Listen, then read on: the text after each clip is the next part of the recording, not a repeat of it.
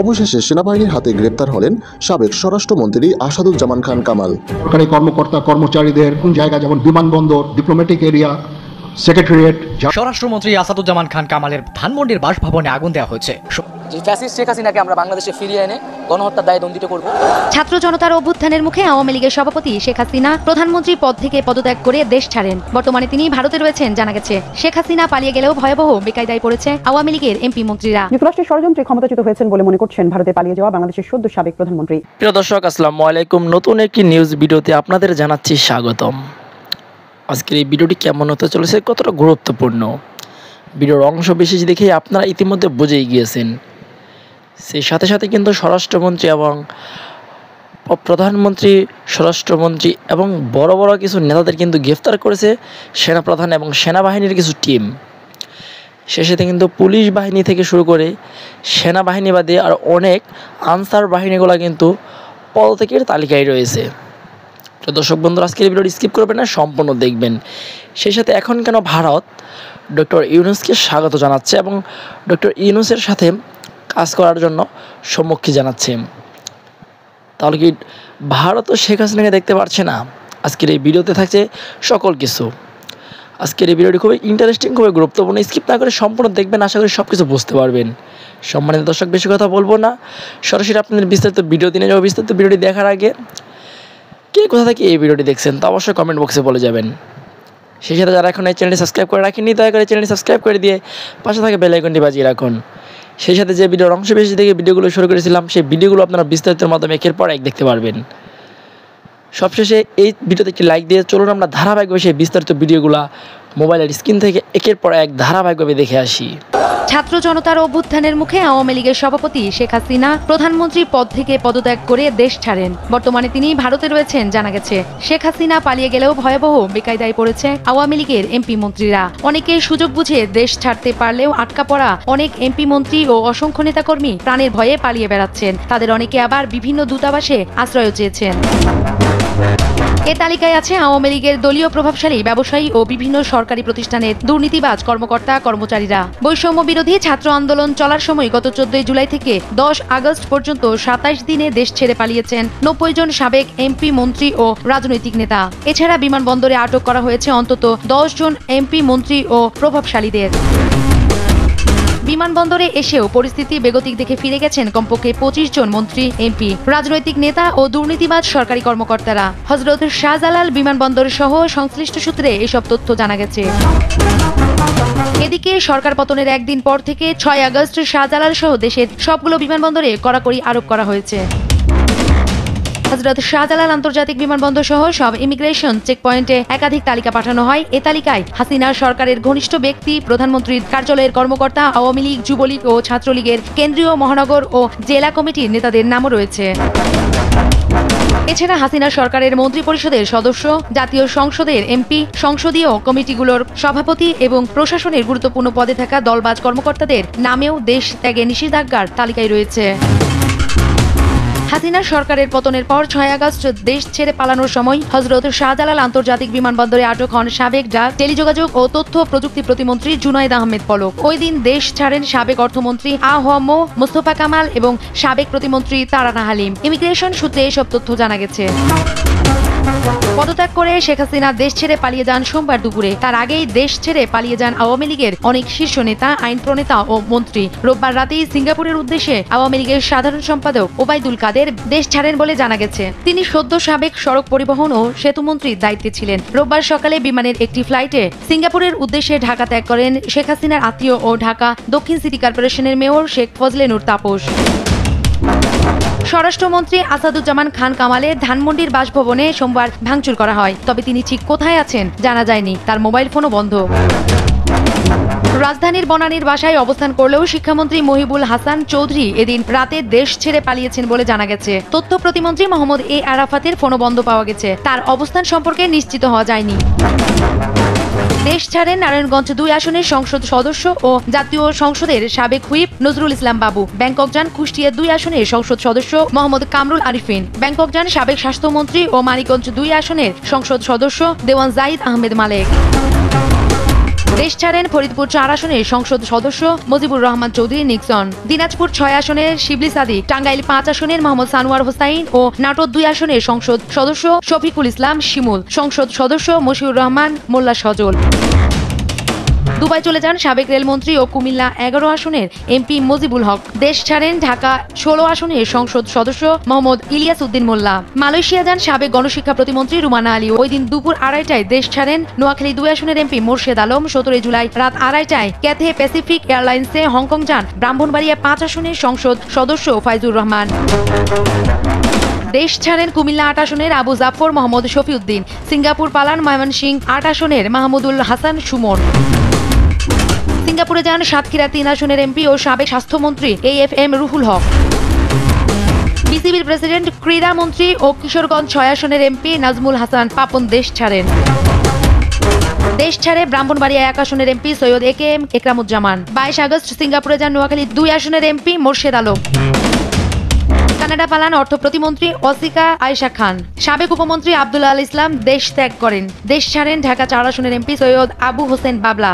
সাবেক এমপি নূরে হাসনা চৌধুরী লিলির পরিবারের একজন সদস্য দুবাই যান। সাবেক অর্থমন্ত্রী আবুল হাসান মাহমুদ আলী, সাবেক স্থানীয় সরকার মন্ত্রী তাজুল ইসলামের মেয়ে ও সাবেক কৃষিমন্ত্রী আব্দুস শহীদ। আলোচিত পররাষ্ট্রমন্ত্রী ডক্টর হাসান মাহমুদ চৌধুরী নেদারল্যান্ডে যান। তিনি আবার 3 আগস্ট ফেরত আসেন। 6 আগস্ট হযরত শাহজালাল আন্তর্জাতিক বিমানবন্দর দিয়ে দেশ ত্যাগের সময় তাকে আটক করা হয় বলে কোনো সংবাদ মাধ্যমে খবর আসে।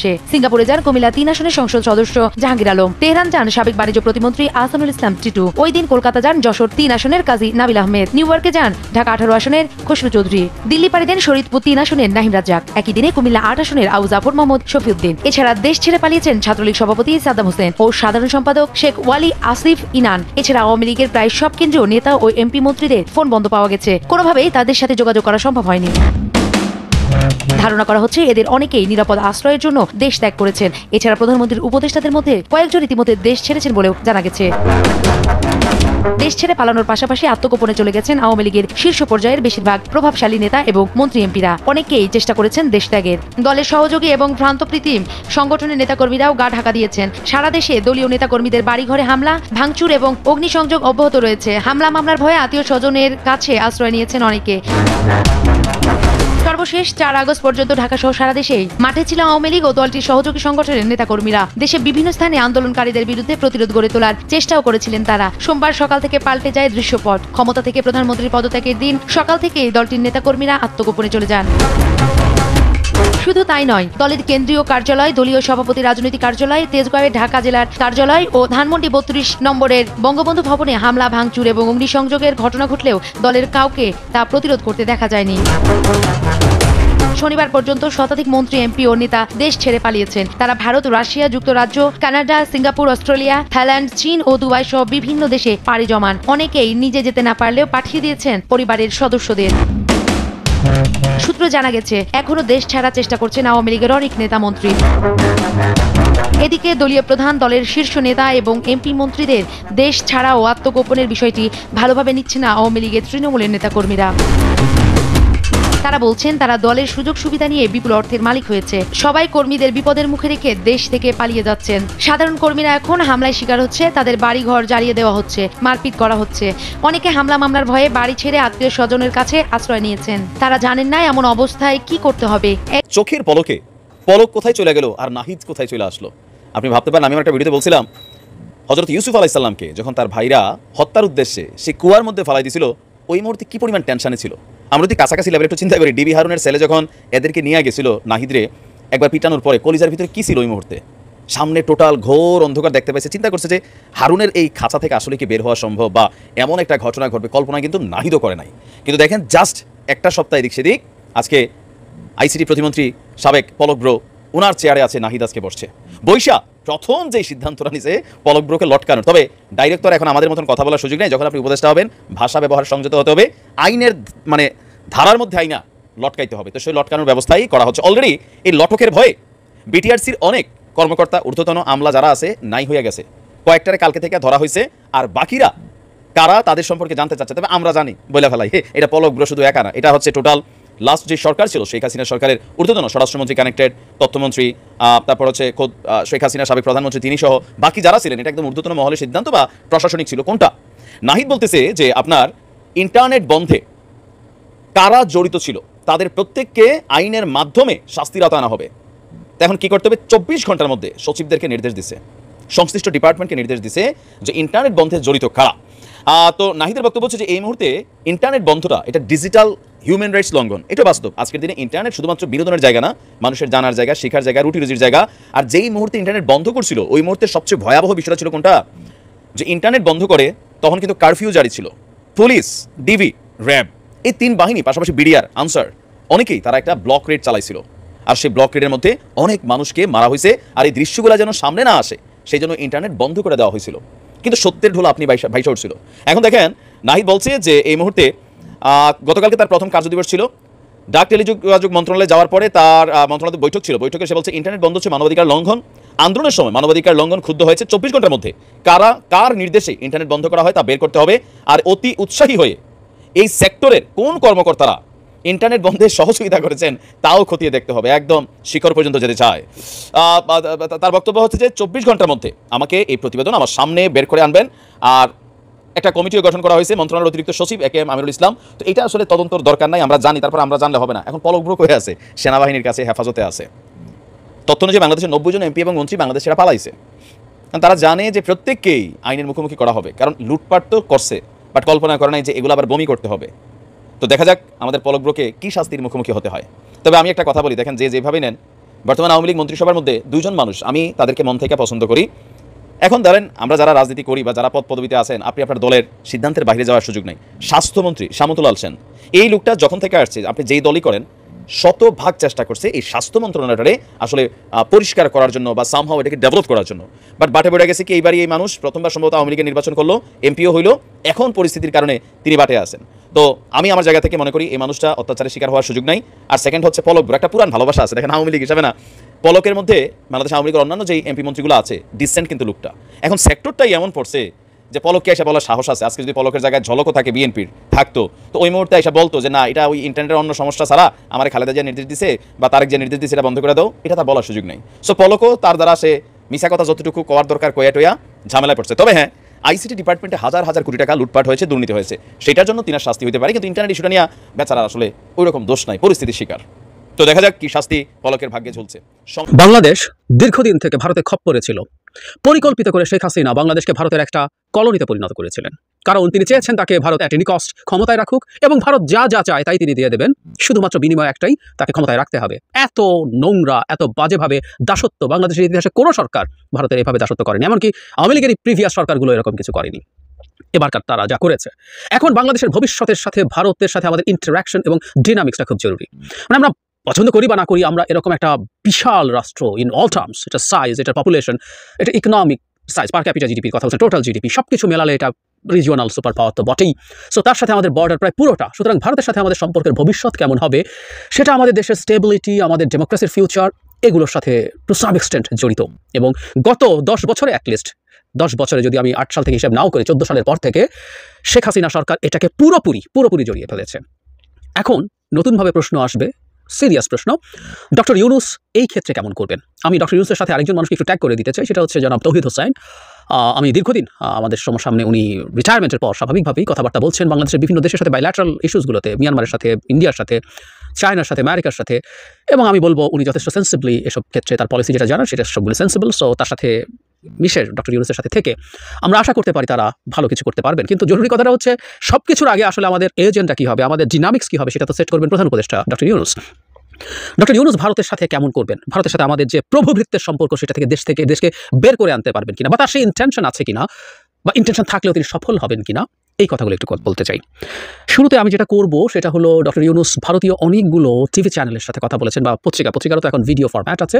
আমি অনেকগুলো ইন্টারভিউ শুনলাম।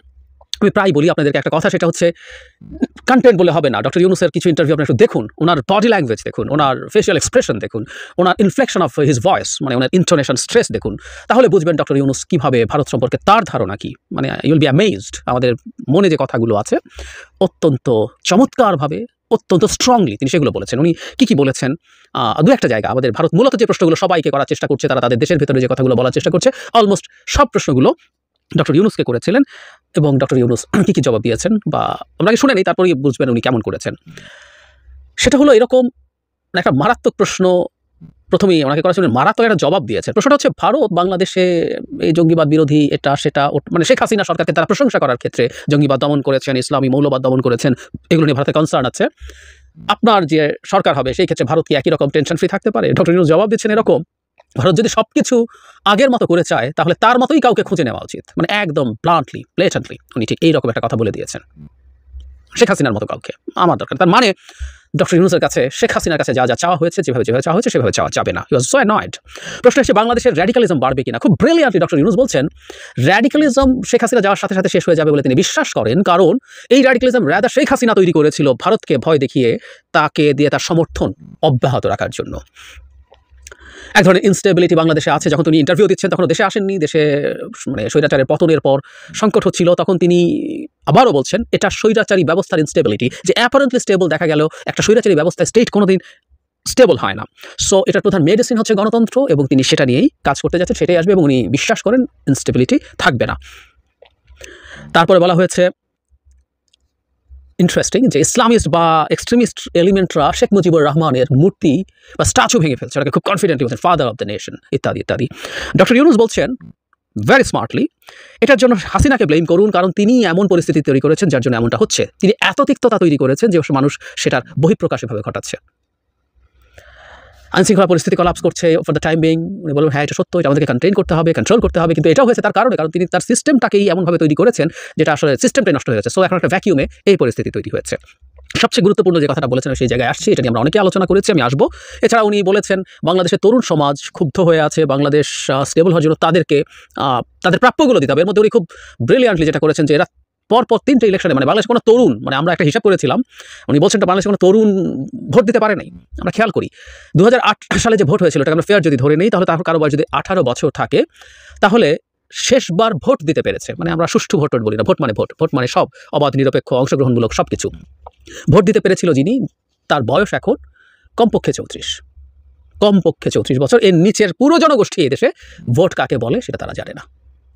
এবং এই ডিস্টেবিলাইজেশন বা ইনস্টেবিলিটির প্রসঙ্গে এসেছিল বাংলাদেশের ইনস্টেবিলিটি হলে সেটার প্রভাব কি হতে পারে, এই জায়গাটা আমরা একটু খেয়াল করি। আমরা অনেকেই ঠিকভাবে এটা আনিনি। আমরা বলেছিলাম যে বাংলাদেশ যদি খুব বেশি স্টেবল না হয় তাহলে ব্লা ব্লা ব্লা। উনি বাক্যটা শুরু করেছেন ইংরেজিতে এভাবে, if you destabilize Bangladesh, I repeat, if you destabilize Bangladesh. Clearly উনি ইন্ডিয়াকে ইন্ডিকেট করে বলছেন তোমরা যদি বাংলাদেশকে ডিস্টেবিলাইজ করো তাহলে সেটা স্পিল ওভার হবে, মিয়ানমারে হবে, 7 সিস্টার্সে হবে, পশ্চিমবঙ্গে হবে। উনি তখন পশ্চিমবঙ্গের মমতা ব্যানার্জির কোট করে বলছেন, তিনি বলছেন যে এরকম হলে এখানে তো শরণার্থী আসা শুরু হতে পারে এবং তাকে আশ্রয় দিতে হবে, which is very right. So doctor Yunus খুব ক্লিয়ারলি ভারতকে মেসেজ দিয়েছেন, don't try to destabilize our country, you will have its spill over. এই হচ্ছে মোটা দাগের কথাগুলো। তার মানে আমরা ডক্টর ইউনূসের ভারত সম্পর্কে অ্যাটিটিউডটা ক্লিয়ারলি বুঝে গেছি। একজন সত্যিকার দেশপ্রেমিক সরকার প্রধান যেভাবে কথা বলার কথা, মানে এই ধরনের কথা আমরা শুনতেই ভুলে গেছি। একটা কৃতদাসের মতো শেখ হাসিনা মোদির পেছনে পেছনে ঘোরেন, G20 সম্মেলনের পর মানে মাঝখান দিয়ে ক্রস করে এসে মোদির পাশে হাঁটা, একটু চেহারা দেখানোর চেষ্টা দেখেছি তো আমরা। প্রভুভৃত্য সম্পর্ক, ডক্টর ইউনূস সেদিকে যাচ্ছেন না। এখন প্রশ্ন হলো ডক্টর ইউনূস কি সঠিক পথ নিয়েছেন? আমি ব্যক্তিগতভাবে মনে করি উনি একেবারেই রাইট ট্র্যাকে আছেন। কারণ হলো বাংলাদেশে এই মুহূর্তে যে জনগণ আছে তার আমি জানি না কত পার্সেন্ট হতে পারে, কিন্তু আমি একেবারে কমপক্ষে ধরলেও 80% বা তার চেয়ে বেশি মানুষ ভারতকে তীব্রভাবে, ভারতের প্রতি ক্ষুব্ধ, কেউ ভারতের প্রতি বিরক্ত, এমনকি অনেকেই ভারতকে ঘৃণা করে। এই ঘৃণা তৈরি করেছে আসলে ভারত, এটা আমরা এমনি এই ঘৃণা করি না, ফর গডস সেক। ফলে এই মানুষের যে ভয়েস সেটা আমাদের সরকার প্রধানের মুখ দিয়ে বেরোতে হবে, হচ্ছে। কিন্তু তার চাইতেও জরুরি কথা, পপুলেশন বা পিপলের সেন্টিমেন্টকে কি সবসময় একইভাবে ধারণ করা বা সেটা একইভাবে প্রকাশ করা কি ঠিক আছে? যে দ্য ওয়ে, আমি আবারও বলছি, আপনারা তার ভিডিও দেখে নেবেন, যেভাবে তিনি এটা প্রকাশ করছেন, যেটা বহিঃপ্রকাশ ঘটাচ্ছেন, সেটা আসলে কেমন? আমি মনে করি ভারতের সামনে নতজানু হয়ে কিছু অর্জন করা যাবে না, কোনোভাবেই অর্জন করা যাবে না। আমি আমার জায়গা থেকে যতটুকু সম্ভব আমি এটা বলার চেষ্টা করেছি, ভারতকে আসলে ভয় পাইয়ে দিতে হবে, ভারতকে অবশ্যই ভয় পেতে হবে। কারণ আমরা যেমন তার প্রতিবেশী, তারাও আমাদের প্রতিবেশী। ফলে আমরা আমাদের প্রতিবেশীর অস্তিত্ব অস্বীকার করতে পারবো না, প্রতিবেশী চেঞ্জ করতে পারবো না। সুতরাং ভারতের অনেকগুলো কনসার্ন আছে, সেগুলো আমাদেরকে অ্যাড্রেস করতে হবে, আই অ্যাগ্রি। ঠিক একইভাবে ভারতকে আমাদের কনসার্ন অ্যাড্রেস করতে হবে। এই দেশের গণতান্ত্রিক প্রসেসে ব্যারিয়ার তৈরি করে একটা স্বৈরাচারীকে ক্ষমতায় রেখে যে কোনো কিছু যাচ্ছে তাই মতো করে ফেলা, যাতে আমাদের দেশের কোনো গেইনিং নেই, শুধুমাত্র তার গেইনিং ছাড়া, এই খেলা আর চলবে না। ভারতকে ভয় পেতে হবে, ভারত ভয় পেতে হবে যে তুমি এটা যদি করো তোমার অবস্থা এই হবে। আজকে ভারতের যে ডিজাস্টারাস সিচুয়েশন হলো, আমি দেখলাম সারা পৃথিবীতে আলোচনার বিষয় এটা। আমি বেশ কয়টা ইন্টারন্যাশনাল নিউজ পোর্টাল নিউজ পেপারের সাথে কথা বলেছি, টিভি চ্যানেলের সাথে কথা বলেছি দু একটা, সেখানেও দেখলাম এটাই গুরুত্বপূর্ণ প্রশ্ন যে ভারত কিভাবে এরকম ফেল করলো। তখন আমি বলেছি ভারত ফেলের মধ্যে আছে, বাংলাদেশেও ফেল করে গেছে, ভারত এটা টের পায় নাই। যতদিন শেখ হাসিনাকে দেখা গেছে যে ভারতকে সফল মনে হচ্ছিল, নো, এভাবে কেউ সফল হতে পারে না। আজ হোক কাল হোক, শেখ হাসিনা এবার না পড়লো কিছুদিন পরই পড়তো, আবার পড়লেই ভারতের প্রতি যে তীব্র ক্ষোভ বিদ্বেষ আছে সেটা ভেসে আসতোই, কোনো অল্টারনেটিভ নেই। সুতরাং ভারত তার সাথে নতজানু হয়ে কিছু অর্জন করা যাবে না। ভারত আমাদেরকে একটা স্বাধীন রাষ্ট্র হিসাবে আমাদের পলিসি আছে, আমাদের জনগণ আছে, আমাদের জনগণের চাওয়া আছে, সেগুলো অ্যাড্রেস করে যদি সম্পর্ক তৈরি করতে চায় তাহলে ভারত সম্পর্ক তৈরি করবে। এবং আমি মনে করি এবং আমি বিশ্বাস করি অন্তত তার কিছু স্বার্থের হিসেব নিকাশ আছে, কারণ বাংলাদেশ অত্যন্ত সিরিয়াসলি ইম্পর্টেন্ট একটা স্ট্র্যাটেজিক পজিশনে ভারতের পয়েন্ট অফ ভিউ থেকে বাংলাদেশ বসে আছে। সুতরাং ভারতকে আসলে বাংলাদেশের সাথে কাজ করতে হবে, নেগোশিয়েট করতে হবে। আমরা দেখেছি বাংলাদেশে ডক্টর ইউনূস শপথ নেওয়ার প্রায় সাথে সাথেই নরেন্দ্র মোদী টুইট করে শুভেচ্ছা জানিয়েছেন। যদিও আমরা ভুলবো না তাদের অ্যাটিটিউড, কারণ প্রথম যে স্টেটমেন্ট দিয়েছিল জয়শঙ্কর, আমি সেটার উপরে ভিডিও করেছি, আপনাদের মনে থাকার কথা, যে তিনি স্রেফ আওয়ামী বয়ান দিচ্ছেন, পুলিশ মারছে, ছাত্রলীগ মারছে, হিন্দুদের উপর আক্রমণ হচ্ছে, শত শত আন্দোলনকারী সাধারণ মানুষ এবং ছাত্রকে মেরে ফেলা হয়েছে অ্যাসল্ট রাইফেল দিয়ে গুলি করে, কোনো রকম টু শব্দ সেটা নিয়ে নেই। অথচ উচিত ছিল এই আপরাইজিংটাকে কনগ্র্যাচুলেট করা, তাকে অ্যাকোমোডেট করা, but they didn't do that. তারপরও মোদিটা করেছেন, ভালো, তারা যদি তাদের বাস্তবতা বোঝে সবচেয়ে ভালো, না বুঝলে সেটা প্রাইস তারা পে করবে। আমরা এটুকু খুব স্পষ্টভাবে বুঝতে পারছি, জাতি হিসাবে আমরা বহির্বিশ্বে, বিশেষ করে ভারতের কাছে আমাদের যে আত্মমর্যাদা হারিয়ে ফেলেছিলাম এই ভদ্রলোকের নেতৃত্বে, আমরা সেটা পুনরুদ্ধার করতে পারবো, আমি বিশ্বাসী। প্রিয় দেশবাসী, শুরু থেকে শেষ পর্যন্ত যারা এই ভিডিওটি দেখেছেন সকলকে জানাই অসংখ্য ধন্যবাদ। যারা এরকম নিউজ ভিডিওতে পেতে পছন্দ করেন তারা অবশ্যই এই চ্যানেলটি সাবস্ক্রাইব করে পাশে থাকা বেল আইকনটি বাজিয়ে দিবেন। যারা এখন এই ভিডিওটি শেয়ার করেননি, এই ভিডিওটি দ্রুত শেয়ার করে সকলকে দেখার সুযোগ করে দিন। আজকের মতন এই পর্যন্ত, দেখা হচ্ছে পরবর্তী কোনো ভিডিও নিয়ে ইনশাল্লাহ।